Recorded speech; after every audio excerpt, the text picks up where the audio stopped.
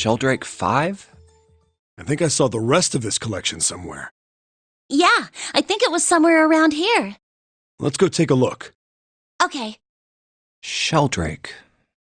Have you heard of him? Sheldrake. Yeah, Lotus told me about him. There's a British biochemist named Sheldrake. He has a rather interesting theory. Morphogenetic fields, which relies on the theory of morphic resonance. Really? From Lotus, huh? Well, Clover also said something to me about that stuff. She did? Yeah, what was it? The ability to access a morphogenetic field is affected by a couple of things. The first is epiphany, and the other is danger. That girl. I told her not to tell anyone. You did? Why? Well... Look, man, I didn't push it because we're in a hurry, but I'm kind of sick of this. How about you just tell me, okay? Tell you what? Don't give me that. About the experiment. Ugh. Very well, fine. I'll tell you everything. But not here. Let's move to the top floor.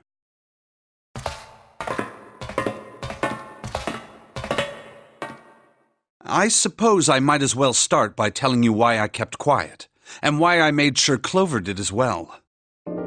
To be honest, the explanation is quite simple. Zero told me not to. I had little choice. He didn't walk up and tell me, of course. He gave me a message engraved on a card. That's a Braille card. It looks just like the one you showed us earlier. So you had 2 cards. No, only one. Huh? What do you mean? I thought that card just had some rules for the Nonary Game on it. Yes, it did. And those were the rules I read you. However, they were not the only thing on the card. There was something I didn't read. Well, perhaps I should say there was something I couldn't read. And that was? Tell no one of the events that took place 9 years ago. Tell, and I activate your sister's detonator. It's a threat on our lives. Oh. Well, what about Clover? Did she get a message from Zero too? I don't believe she did. But doesn't it strike you as strange that Zero would shut my mouth, but not hers? Yeah. To be on the safe side, however, I told her it was best not to tell anyone. Still, apparently she told you. That girl. What's wrong with her telling me? I figured some stuff out with the things she told me. I mean, it looks like the whole activate her detonator thing was just a bluff.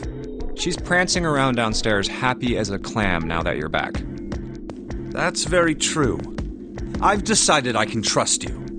I've decided to tell you the truth. The chance that Santa is Zero is very high. I feel I can assume Santa doesn't have the time to observe us at the moment. And at any rate, even if he were, I very much doubt he would kill us.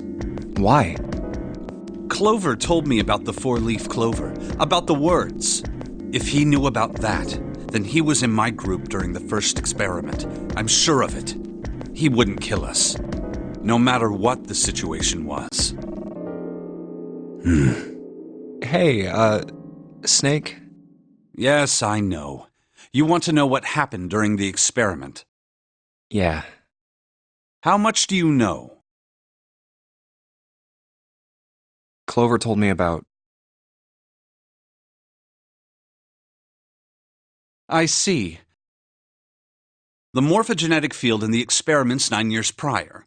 How the experiments had taken place simultaneously at 2 locations, one being the ship and the other being a building in Nevada. And the girl that died during the experiment. She told you all that, did she?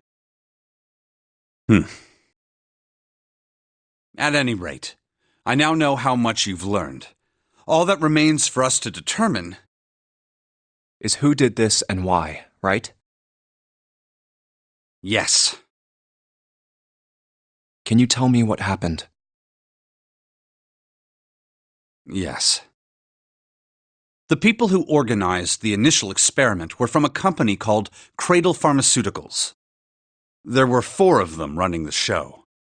Gentaro Hongo, Nagisa Nijisaki, Teruaki Kubota, Kagechika Musashido. Hongo was the CEO of Cradle Pharmaceuticals. Nijisaki was his right-hand man and did the lion's share of the planning. Kubota led the company's research and development division. Musashido was their majority stockholder. It was these 4 people who planned the initial experiment. Let me simplify it for you. Hongo designed it, and Nijisaki put it all together. Kubota developed the technology required, and Musashido provided the cash. So it's Hongo, Nijisaki, Kubota, Musashido. Of course, more than 4 people were required to conduct an experiment of this scale. To that end, they organized a top-secret team to assist them with their research. All in all, they gathered 10 people or so. Those 10 completed their team, and they were able to begin the project. They named it the Nonary Project. The purpose of the experiment was to research the prospect of controlling a human mind through sheer will. The vessel, I suppose you could say, for this control was the morphogenetic field. Why did the glycerin suddenly begin to crystallize? Why did the crystal structure of EDT undergo a sudden change? Why did the rats improve their puzzle-solving skills with each generation? Experiments with humans produced the same results. The more people who knew the answer to a question, the more there were who could answer correctly without having seen the problem before. Why is that? How could it happen? The answer is that the shape of the answer has been stored in a field invisible to the naked eye. And through that field, the resonant event transmits information related to that answer. That's essentially the idea behind morphogenetic fields. But that's just a theory. Can't bring yourself to believe it? Yeah, Let's say someone killed another person because the devil told them to do it. Whether the devil exists or not has no relevance to the murder. They believe the devil exists. Whether or not he does is immaterial. So what matters here is that Hongo believed in the morphogenetic field. That's right. But I still don't get it. You said they wanted to figure out how to control people, right? That is what you were saying. Yes. So how are they going to do that with a morphogenetic field? I'll keep it simple. Let's suppose 10,000 people have solved a certain problem. The chance of you knowing that answer, even if no one has told you, will go up. Let's have another example, shall we?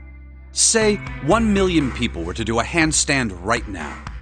Tomorrow, the chances of you doing a handstand would be higher, even if you had heard nothing of this hypothetical mass handstanding. Mankind's thought process and actions are all part of a resonant event. All of the resonant events encoded in the fields are projected onto you. Of course, this assumes you believe in this theory. Do you follow so far? Yeah.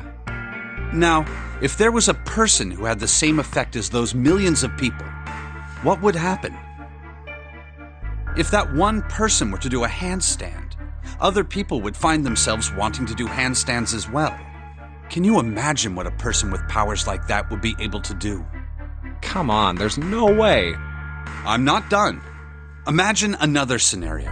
Imagine another person. This is an ordinary person. Let's say he does a handstand. What if there was someone who could grab the resonant event he created by doing that and use it to make other people do handstands? What would happen then? A person who has the power to write to the field and someone who can read from the same. You could think of them as the writer and the reader, or the transmitter and the receiver. What would the world be like if there were people with abilities like these? So the transmitter's resonant event can be transmitted through the field and sent to the receiver. And then the transmitter can control the receiver however they wish. That's what you're saying, right? Yes. Close enough, at least. Come on, that's just crazy. Well, if you want to prove that, then you'll have to test it first. At least, that was how they thought. That was why they decided to do their experiment. That was how the Nonary Project began. By the way, Junpei, have you ever heard of the Gansfeld experiment? Yeah, that was an experiment in telepathy, right? You place a pair of subjects in separate rooms. Then you show one a picture and ask the other what they see. Interesting. I'm impressed. Yes, that is exactly correct. So, why did you bring up the Gansfeld experiment? It was used to screen subjects for the Nonary project. The hospital in a remote town was affiliated with Cradle Pharmaceuticals. Hongo used it to conduct experiments on visiting children in secret. Some of them, he found, had potential. He began to gather children that showed promise. Children that seemed as though they might be able to access the field. Of course, none of them volunteered. They were kidnapped. There were 9 pairs of siblings taken, for 18 children total. For reasons that were not fully understood at the time, each pair had 1 transmitter and 1 receiver. They were split perfectly. As such, the 18 children were split into 2 groups of 9. The children who were put into Group Q were the ones who excelled at transmitting. They were transferred to the mock experiment building known as Building Q in the Nevada desert. The children who excelled at receiving were put in Group A. Group A was then placed on the former hospital ship Gigantic. From the experiments he had conducted so far, Hongo had learned the following. There are 2 things that can increase one's resonance with the fields. The first is epiphany. The other is danger. Have you ever been faced with an especially difficult problem and thought about it very long and very hard until finally an answer suddenly appeared in your mind? It may seem obvious to say so, but that is what is meant by epiphany. The information obtained through that epiphany can be easily transmitted through the fields, where it can be easily interpreted. Adding danger to that equation allows for even easier field access. That's where Hongo came in. They set up a number of puzzles across the Gigantic. The participants had to solve each one before they could move to the next room. Of course, he hadn't forgotten to include danger. He had detonated a bomb on the hull of the Gigantic. The children in Group A were forced to play the Nonary game as the ship sunk. By forcing the children into a life-or-death situation, Hongo hoped to increase the likelihood of their tapping into the fields. The children from Group Q, on the other hand, were confined to the mock experiment building, Building Q. Building Q duplicated the interior and puzzles of the Gigantic exactly. Every detail was exactly the same. Hongo explained the situation to the children in Group Q. Solve the puzzles you find throughout the rooms. When you have the answers, transmit that information to the children in Group A. If you succeed, they will be able to solve the puzzles and escape. But if you fail, then the Gigantic will sink, and your brothers and sisters will drown. Those were his orders. Do you know why the astronauts of Apollo 13 were able to return to Earth safely? It was because NASA had access to a replica of the Apollo 13 capsule. All of the equipment, the instruments, everything. All of it identical. Everything was just like the real Apollo 13. NASA was able to replicate the situation the astronauts found themselves in. By putting themselves in the same situation, they attempted to solve the problems the astronauts were dealing with. Once they found solutions, they reported their findings to the men aboard the actual capsule. That was how they were able to return safely. It was the same with the Gigantic in Building Q. The children from Group Q had to use the power of epiphany to solve the puzzles they found and transmit what they learned through the fields. The children in Group A, however, they had to access the fields to learn how they might advance to the next stage. That is the simplest explanation I can manage. Huh. Hey, Junpei, Snake! How much longer are you two gonna sit around on those bony asses? Get down here already! He's right. Let's go, shall we? We don't have much time. We need to get out of here and soon. Hold it. There's one more thing I want to ask you. Hmm? Are you sure that there were 18 kids? Why? Well, I thought it was only 16. Oh, yes. That was what they said on the news, wasn't it? Yes, I have no doubt that 18 children were abducted and used in Hongo's experiment.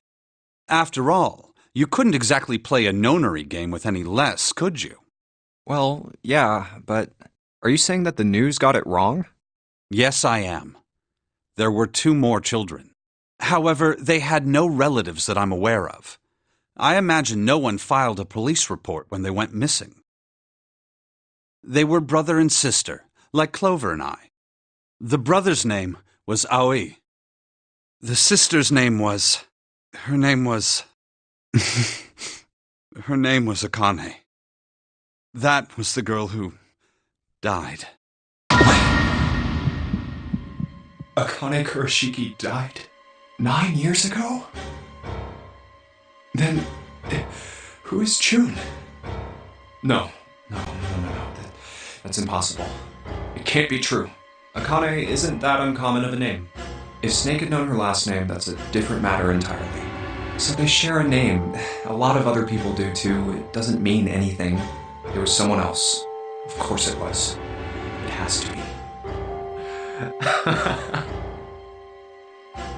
Is something wrong, Junpei? Your breathing sounds strange. Oh, no, it's nothing. I'm fine. Let's get back down there, all right? I couldn't do it. Why didn't I ask? What's her last name? I just couldn't get the words to come out.